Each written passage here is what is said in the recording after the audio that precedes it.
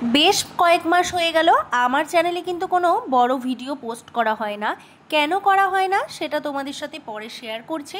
তার আগে কিছু কথা তোমাদেরকে বলি। আজকে কিন্তু যে রেসিপিটা বানাতে চলেছি সেটা আমার বাড়ির সকলে পছন্দ করে, আর বিশেষ করে আমার কাছে খুবই ফেভারিট একটা রেসিপি। তো আজকে ভাবলাম চলো তোমাদের সাথে এই রেসিপিটা একটু ভালো করে শেয়ার করা যাক। আজকে মাকে বলেছিলাম একটু কষা কষা করে এই মাছের রেসিপিটা বানাতে।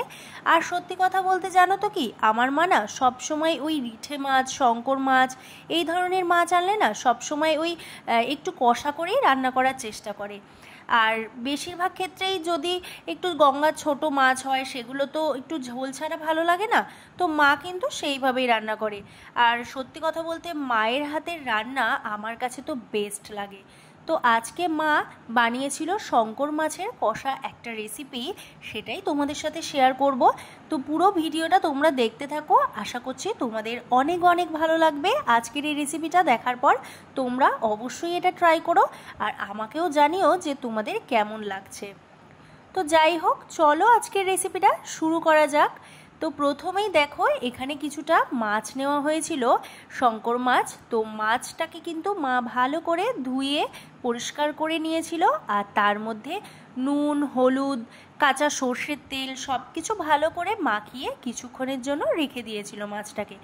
তোমরা কারা কারা এই মাছটা পছন্দ করো খেতে সেটাও কিন্তু আমাকে কমেন্ট সেকশানে জানাতে ভুলো না। এই মাছটা আমার কাছে খুবই প্রিয়, যেহেতু কাটা থাকে না, আমার ছেলেও অনেক পছন্দ করে, আর আশা করি বাচ্চাদের কাছে খুবই পছন্দের একটা মাছ। তো যাই হোক, কথা বলতে বলতে দেখো অনেকটাই রান্না হয়ে এসেছে, কিন্তু তোমাদেরকে বলা হয়নি কি কি দেওয়া হয়েছে। চলো সেটা শেয়ার করি।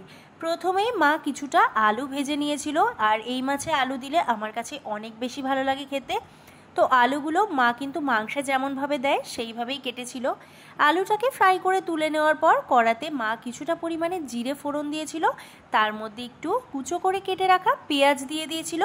পেঁয়াজটা ফ্রাই হয়ে আসার পর জিরে, আদা, লঙ্কা বাটা, আর দিয়েছিল পেঁয়াজ, রসুন, আদা বাটার, আদা তো আগেই বললাম, সব কিছুর একটা পেস্ট। তার মধ্যে নুন, হলুদ দিয়ে ভালো করে কষিয়ে নিতে হবে। মশলাটা যত বেশি কষানো হবে ততই কিন্তু ভালো লাগে। মশলা কষানোর মধ্যেই কিন্তু রান্নার আসল টেস্ট। তো মা যে মশলাটা কষিয়ে নিয়েছে ভালো করে, এতে করে কিন্তু কোনো কাঁচা মশলার গন্ধ আসবে না। তো যাই হোক, মশলাটা কষিয়ে নেওয়ার পর মাছগুলোকে দিয়ে আরও কিছুক্ষণ কষিয়ে নিয়েছে। মাছটা ভালোভাবে কষিয়ে এলে পরিমাণ মতন মাছের মধ্যে জল দিয়েছে। যেহেতু খুব বেশি ঝোল হবে না, তাই মা কিন্তু অল্প করেই ঝোলটা দিয়েছে। এরপর মিডিয়াম ফ্লেমে রেখে মাছের ঝোলটাকে, মানে এই ঝালটাকে আর কি, কিছুক্ষণ কুক করে নিতে হবে। আলুটা ভালো করে সেদ্ধ হয়ে আসবে, মাছগুলোও তো আগেই কষানোর সময় সেদ্ধ হয়ে গেছে। তারপর ঝোলটা যখন একটু টেনে আসবে, এতে কিন্তু গরম মশলা আর 1 চামচ পরিমাণে ঘি দিয়ে দাও। ব্যাস, আজকে তাহলে কিন্তু একদম দুপুরের মেনু পুরো জমে যাবে।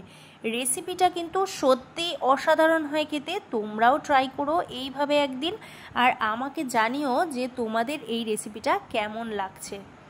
তো যাই হোক, কথা বলতে বলতে আমার রান্না তো পুরোপুরি কমপ্লিট, তোমাদেরকে দেখিয়েই দিলাম। জাস্ট এর কালারটা একবার দেখে নাও।